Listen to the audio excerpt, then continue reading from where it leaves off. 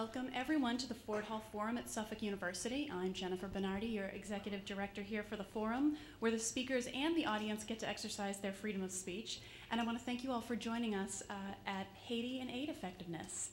Before we begin, I'd like to thank the forum's generous sponsors, including, among others, Altria, the Lowell Institute, the Massachusetts Cultural Council, and our partners at Suffolk University, which serves as the forum's home base. And we also give a great thank you to our members whose generosity makes our free public event possible.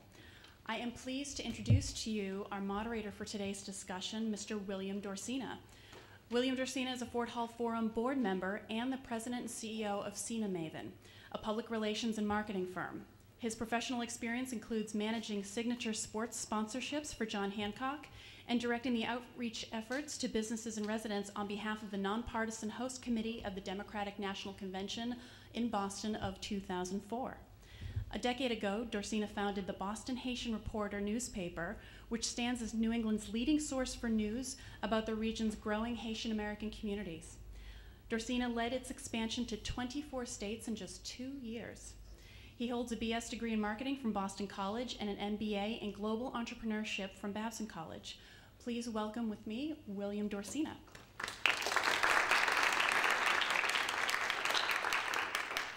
Thank you, Jen, and good evening. It does give me great pleasure to be with you here tonight for a couple of reasons. One, as a board member of the Ford Hall Forum, where we do encourage this type of open dialogue where you can ask whatever questions on your mind. The mic is right here for you to just walk up and ask the question. And number two, because of the topic of Haiti, my parents came from Haiti in 1963 and came here to this country. And so me and my 5 brothers and sisters were all born here, but we're part of a larger community. And many of us have made trips back to Haiti since we've all been born here in this country. My mother's one of 9, so many aunts and uncles and cousins. And so Haiti is very close to my heart. And we did lose some family members during the earthquake, as most Haitians I know lost family members. So it does give me great pleasure to be here with you tonight to discuss such a very important topic. So we'll get right into the discussion. I will introduce our 2 speakers this evening. First, we have Angela Bruce Rayburn.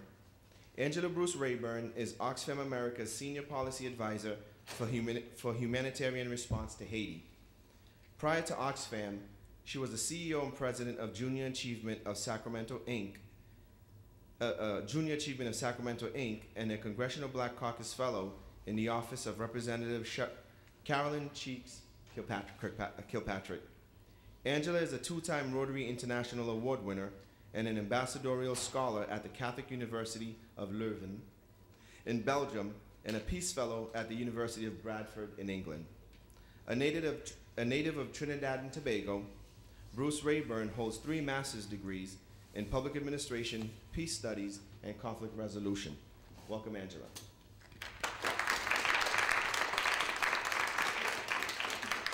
Our other panelist tonight is Ronald Bernard. Born and raised in Haiti, Ronald Bernard is familiar with the issue of foreign aid from the receiving end. For 6 years, he served as a volunteer interpreter and facilitator with the St. Roch Haiti Foundation, an American-based charity providing food, medical, and educational aid. At present, Ronald is living in the United States while pursuing his master's degree in Sustainable International Development at Brandeis University's Heller School for Social Policy and Management. Ronald received his BA in International Relations at the Académie Nationale Diplomatique et Consulaire Port-au-Prince, Haiti in 2008. Welcome, Ronald.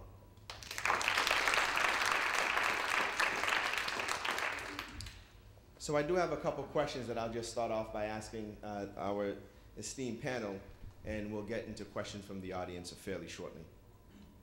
First question. The honest feeling by most people, Haitians and non-Haitians, inside and outside of Haiti, is that the country's leadership and direction is in total despair. News accounts indicate that the rebuilding process is moving slowly. For example, a recent report said only 2% of the rubble has been removed more than 1 year later since the earthquake in January last year. What is impeding the rebuilding efforts in progress in Haiti? I'll go first. Go first. I'll go first. Good afternoon, good evening. Thank you for having me. So this is a good question, I think, because to understand what's impeding the progress in Haiti, let me just start by saying that after the earthquake, there was a tremendous outpouring of aid and money from around the world. So whilst I'm going to speak about some of the challenges to why progress has not been made, I want to say from the beginning that there was a tremendous outpouring of humanitarian aid in Haiti that saved lives. Imagine after the earthquake, the infrastructure that had fallen down, people were dying, lack of food, lack of water. So you had all this happening in a very chaotic environment. The United States was a very big player immediately after the earthquake, and many other countries as well. So we were able to stop the immediate catastrophe from becoming much, much greater. And I feel like it's an important tribute really to understand what the international community was able to mobilize and do in a very short space of time. There was not a large outbreak of violence and sickness immediately after the earthquake. That being said, true, the situation in Haiti remains tenuous, especially as you asked about rubble removal. So why hasn't it been done? The fact is, after the earthquake, the government of Haiti was somewhat paralyzed to the extent that there was they did not have the capacity to do some of the things that needed to get done. And so over the last year, since the earthquake has happened, there has been a process created through the IHRC, which is the Interim Haiti Recovery Commission. And this commission has been created under the law of Haiti to allow, to work in tandem with the international community to do the rebuilding process. This takes time, and with a country with lacking the level of infrastructure, and imagine after the earthquake when what was left was destroyed, you're now looking at a much more frustrating pace. So yes, things in Haiti have taken it's taken a long time, but I need us to also be realistic in understanding how this process worked in the international community, and to know that it took a lot to mobilize a lot of money. You're talking billions of dollars that had to be structured, had to plan how to use it, had to plan on what would be the best programs, identifying who would need it. I mean, this is something that in our own country would have been challenging. I mean, let's not forget after Hurricane Katrina, we had our own challenges. So you're talking about a country that's has so little resources in comparison to us. And so I say that just not to make an excuse, but just to explain the challenge of being in Haiti and why it's taken so much time. And we could, and I'll let Mr. Bernard here talk a little bit about it, but I want we'll revisit this question of rubble and some of the bigger challenges to rubble other than just, moving the rubble out the street. There are other political and legal issues in, with rubble. So I just want to make sure that I'm not answering your question. Okay? Mr. Bernard. Good evening, everyone. The way I would approach in order to give an answer to this question, it is first to understand what has made the recovery slow like that in Haiti. You have to take into consideration the context of Haiti before the earthquake. And this context was characterized by there has been a political dysfunction in the system, the government system in Haiti. This is the first aspect of that.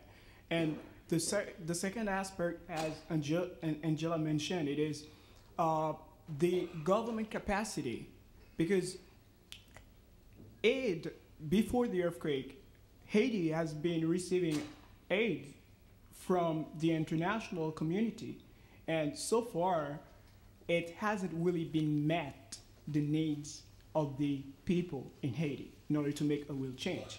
So the capacity of the government this is in context before the earthquake.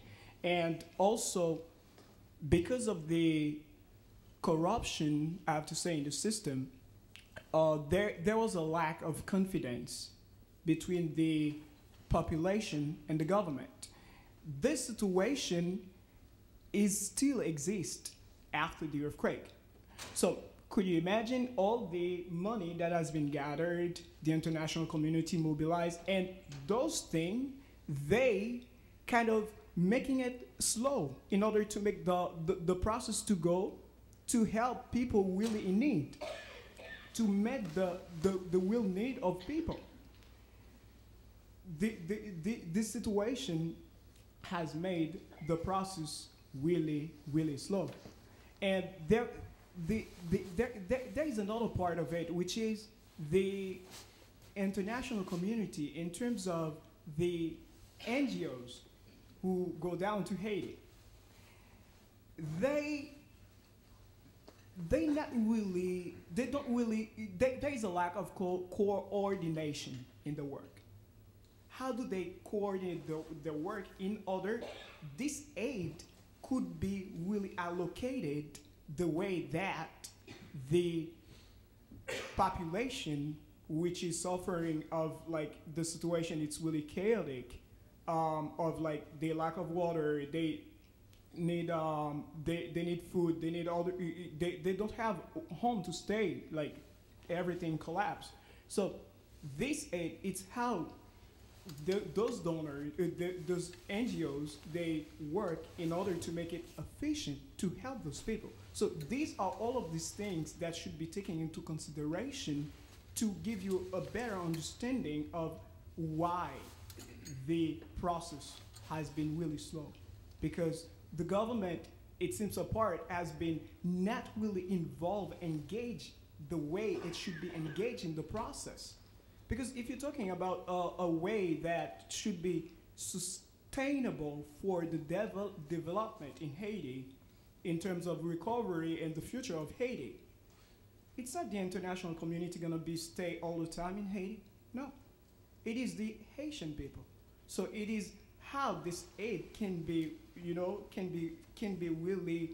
It is how the international community would allocate this aid and help the government to rebuild its capacity. So therefore, because all of that, the aid has been really, really slow in order to meet the population.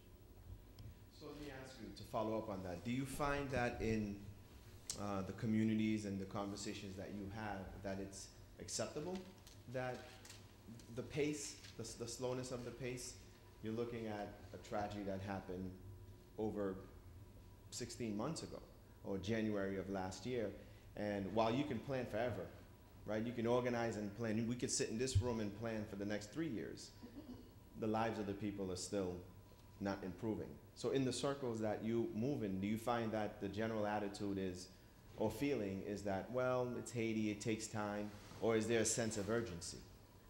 I think there's definitely a sense of urgency in the NGO community, in the communities like Oxfam America, in where we operate, and certainly with the US government. But I will also add that the reality is we can't also ignore the political impasse that Haiti also suffered after the earthquake.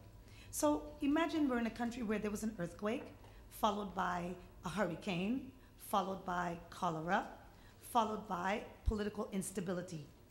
So all of this happened in a 12-month space of time in Haiti.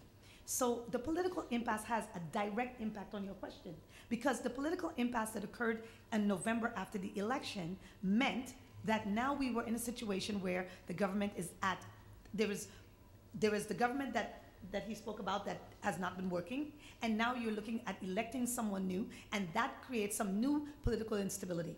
So the democratic institutions that we believe is necessary for the long-term sustainability in Haiti is at stake. So no, the answer to your question is no. There's not, people are not pleased or they don't feel that this is acceptable, but they are faced with some constraints that are in some ways we have to acknowledge. There must be a government in Haiti There must be. The United States government strategy in Haiti includes a government that is democratically elected, legitimate, and that will work with the needs of the people in their country. That's what the U.S. government says. And the belief is that the United States is no longer going to circumvent the government. This is something that is really important that I want people to understand. The U.S. government will not circumvent the newly elected, legitimate, democratic government in Haiti. So when this government comes into place, and we hope there will be an election result on Monday, it now allows all these parts to come together, the NGO community, and international donors, and other actors in an environment to where they can look at how to start rebuilding this country. So that's the answer for now. Just can you reframe the question for me, please? In the circles in which you speak with people, maybe connect with family and friends, do you find that there's an acceptance that the situation in Haiti is moving really slowly because it's Haiti? Or do you see that there's a sense of urgency to try to get Haiti back on track? Okay.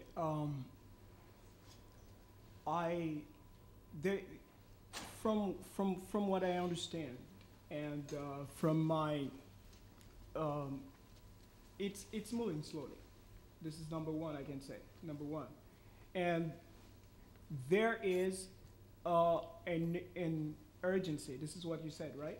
Yes. In the question, because I'm trying to understand the question clearly, so I can give an answer. Yeah. So the urgency I feel there is in Haiti, it is there is over, like, as in your question about the first question, it is over a million people under the tents, right? Was it what you said, or? No, it's okay. Go ahead. Okay. Well, so right now the current situation, it is like over a million people under the tents. So the situation, it needs an urgent response to that, because could you imagine, as Angela framed, they give you the chronological time, like we had the earthquake, and after the earthquake after the earthquake we had the cholera, we had the election, we had the let's say all this kind of crisis during that period. And because of all this crisis, that has slowed the process.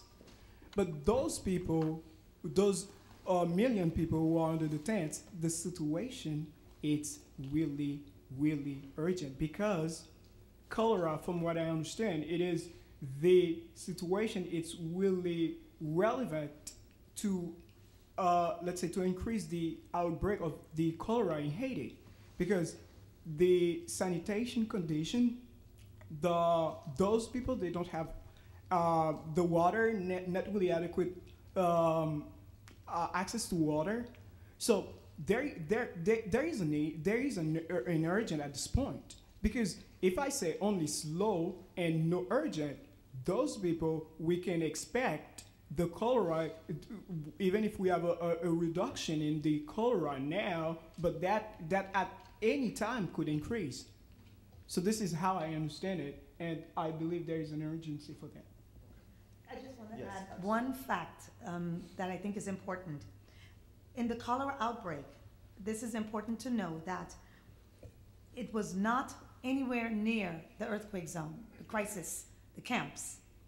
And I think that's also an important testament to the international community and the work that was done. When cholera broke out in Haiti, it broke out in the Artibonite area of Haiti. And it was, and these camps that were in Port-au-Prince and those places, the cholera did not start there. And I think that matters, because I have to say that for many people that were living in some of these, the guy from Habitat, there's a gentleman from Habitat for Humanity who told me that it's called spontaneous settlements and not camps. And I want to use the correct terminology. The spontaneous settlements, that that they had access to water and sanitation and hygiene services that was provided by the international community. And so I just wanted to make it clear that when it comes to cholera, the fact is it did not really start in the camps and that in the spontaneous settlements. Well, I just want to add something. Most of the time, I'm talking through an experience, like my experience in Haiti. When I was in Haiti, living during the earthquake and experienced the earthquake, I remember the time that I was in a minibus and when the earth started shaking. So I feel in my heart how the situation not only is, but the fact. I understand all the effort of the international community. They've been helping, okay, but the cholera has started in the Artibonite, and it spread out through the country, and now my point it's getting to the capital, and the capital where Port-au-Prince is, we have the center, the epicenter is in Léogâne. And those people who are still in the tents, it's not only providing water, they have access to water from some international organization, but if you do what we call an investigation, like asking people questions about their condition, because recently I was in Haiti in December, and I went to some places in order to understand more about the cholera and what is really going on. And I found all these complaints about the sanitation condition. I found about the water condition. So this is a concern the international community should take into account. I understand the report, like you could receive, you could have, but also a really clear transparency in really what is the reality down in Haiti. This is it. This is for the people. It's not giving a kind of accountability toward let's say the donors, but it's mostly about the Haitian people. The situation they've been living, they still there in this under the tent, and this situation also, they don't have, I'm not going to be too much exaggerated in what I'm saying, but the sanitation, it's a big issue. The water condition, it's really a big issue that should be taken into consideration. So then, speaking of accountability, who is in control of the food, medical, and monetary aid being sent to Haiti thus far? We've seen numbers in the billions of dollars that have gone to Haiti. Is that money being used for relief?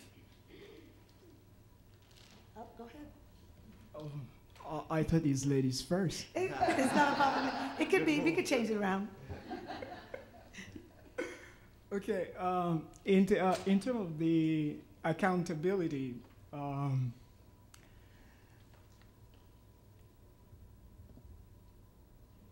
gonna just ask you to, because I have a little, in the language, to understand it. No problem. My question is, who is in control or responsible for distributing food,